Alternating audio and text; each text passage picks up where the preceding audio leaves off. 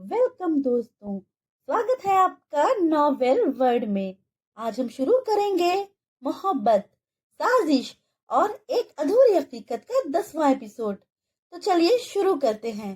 Ayra cafe से बाहर निकलते ही सीधे पार्क की ओर भागी।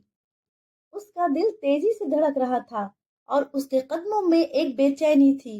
वो समझ नहीं पा रही थी कि उसके साथ जो कुछ हो रहा है वो एक बुरा सपना है या हकीकत।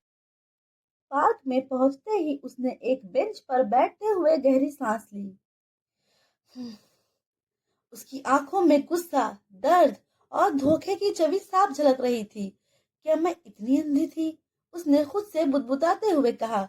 उसके दिमाग में रिद्धिमा की बातें और विराट की चेतावनी बार बार गूंज रही थी। हर शब्द उसके अंदर एक तूफान मचा रहा था। तभी उसका फोन बजा। स्क्रीन पर नंबर देखकर उसका मन कांप गया। विवान। उसने नाम पढ़ा और फोन काट दिया, लेकिन फोन फिर से बजने लगा। आखिर तुम्हें मुझसे क्या चाहिए? उसने गुस्से में फोन उठाया। आयरा सुनो। विवान की आवाज घबराई हुई थी। तुम जो सोच रही हो वो सच नहीं है। मुझे एक बार सफाई देने का मौका दो। सफाई? आयरा ने तंज कसते हुए कहा। क्या सफाई दोगे तुम विवान? कि तुमने और रिद्धिमा ने मेरे साथ क्या किया? या फिर ये बताओगे कि विराट ने क्यों तुम्हारे और आदित्य के खेल का भांडा फोड़ दिया? विवान कुछ देर के लिए चुप हो गया। फिर उसने कहा, आयरा, ये सब विराट का जाल है। वो चाहता है कि हम सबके बीच गलत फहमियां हों। तुम चुप रहो विवान। मैं अब और झूठ नहीं सुनना चाहती। आयरा ने गुस्से में फोन काट दिया। वो अपनी जगह से उठकर चलने लगी, लेकिन उसके दिमाग में अब नए सवाल उठ रहे थे। विराट ने उसे सच बताया था, लेकिन विराट को ये कैसे पता चला कि विवान और आदित्य मिलकर उसके साथ ऐसा करने वाले हैं? विराट का इरादा क्या था? क्या वो वाकई मेरी मदद करना चाहता था? क्या सच में वो उसके लिए इतनी खास थी कि उसने आदित्य को गायब करवा दिया? और अगर उसने आदित्य को मेरे लिए गायब करवाया था, तो रिद्धिमा और विवान को क्यों नहीं? उसी शाम आयरा ने फैसला किया कि वो अब खुद सच का पता लगाएगी। वो किसी पर भरोसा नहीं कर सकती। विराट के साथ आमना सामना हुआ। शाम के 5 बजे आयरा ने विराट को फोन किया। मुझे तुमसे मिलना है, उसने कड़े स्वर में कहा। विराट ने तुरंत जवाब दिया, ठीक है, तुम कहो कहाँ मिलना है। आयरा ने एक सुनसान गली का नाम लिया और फोन काट दिया। कुछ ही देर में वो वहां पहुंच गई। विराट पहले से ही वहां इंतजार कर रहा था। तुम्हारा असली मकसद क्या है? आयरा ने सीधे सवाल किया। विराट ने ठंडी सांस ली और उसकी ओर देखा। आयरा, मैं जानता हूँ कि तुम मुझ पर भरोसा नहीं करती, लेकिन मैंने जो भी किया वो तुम्हें बचाने के लिए किया। बचाने के लिए? आयरा ने तंज कसते हुए कहा। क्या मैं इतनी कमजोर हूँ कि मुझे बचाने के लिए तुम्हारी जरूरत पड़े? विराट ने शांत स्वर में कहा। कमजोर नहीं आयरा, लेकिन जो खेल विवान और आदित्य खेल रहे थे वो तुम्हें खत्म कर देता। मैं नहीं चाहता था कि तुम उनकी चाल का शिकार बनो। और रिद्धिमा? आयरा ने पूछा। तुमने उसे क्यों छोड़ दिया? उसने भी तो उनका साथ दिया। रिद्धिमा सिर्फ एक मोहरा थी, विराट ने कहा। विवान ने उसे मजबूर किया था। वो अब भी तुम्हारे साथ है आयरा। आयरा ने गहरी सांस ली और कहा, मैं तुम्हारी बातों पर भरोसा नहीं कर सकती विराट। तुम्हें मेरी बातों पर भरोसा करना होगा, वरना वो लोग तुम्हारी जिंदगी बर्बाद कर देंगे, विराट ने कहा। उसी वक्त आयरा का फोन बजने लगा और वो वहां से चली गई। उसने फोन उठाया तो देखा दूसरी तरफ विवान था। उसने दूसरे नंबर से फोन किया था। आयरा, प्लीज मेरी बात समझने की कोशिश करो। सिर्फ एक बार मुझे मेरी सफाई देने का मौका दो। Please Ayra, please. आयरा ने फिर से फोन काट दिया। उसने फोन काटने के बाद ठंडी सांस ली। उसके मन में एक अजीब सी हलचल थी। विवान की आवाज में जो दर्द और सच्चाई थी वो उसे झूठ नहीं लग रही थी। वो समझ नहीं पा रही थी कि वो किस पर भरोसा करे और किसे ठुकराए। थोड़ी देर बाद उसका फोन फिर से बजा। इस बार उसने झिझकते हुए कॉल रिसीव की।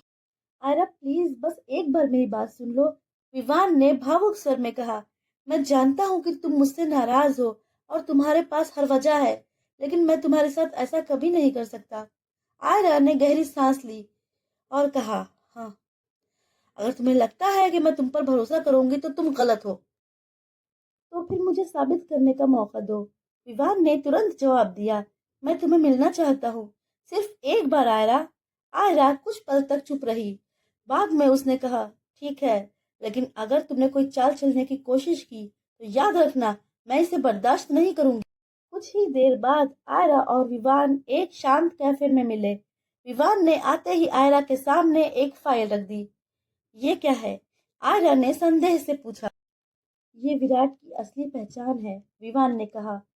यह सब कुछ है, उसके पुराने बिजनेस डील, उसका असली मकसद, और ये कि वो तुम्हारे करीब क्यों आया। आयरा ने फाइल खोली और उसमें जो कुछ लिखा था उसे पढ़कर वो सन्न रह गई। उसमें विराट की तस्वीरें थी, जिसमें वह एक संदिग्ध संगठन के कुछ लोगों के साथ खड़ा था। इसके साथ ही कुछ बैंक ट्रांजैक्शंस और ईमेल्स थे, जो ये दिखाते थे कि विराट का असली मकसद आयरा को धोखा देकर किसी। ये कैसे संभव है? आयरा ने अविश्वास से कहा।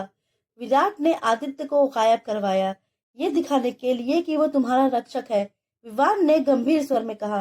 लेकिन सच ये है कि आदित्य अभी भी उसकी कैद में है और उसने रिद्धिमा को भी धमकी देकर तुम्हारे खिलाफ कर दिया। मुझे लगता है कि हमें एक बार रिद्धिमा से मिलना चाहिए। आयरा के दिमाग में सब कुछ घूमने लगा।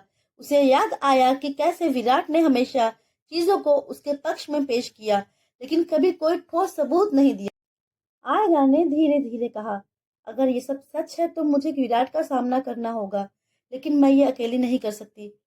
तुम अकेली नहीं हो आयरा, विवान ने उसकी ओर देख कर कहा। मैं तुम्हारे साथ हूँ।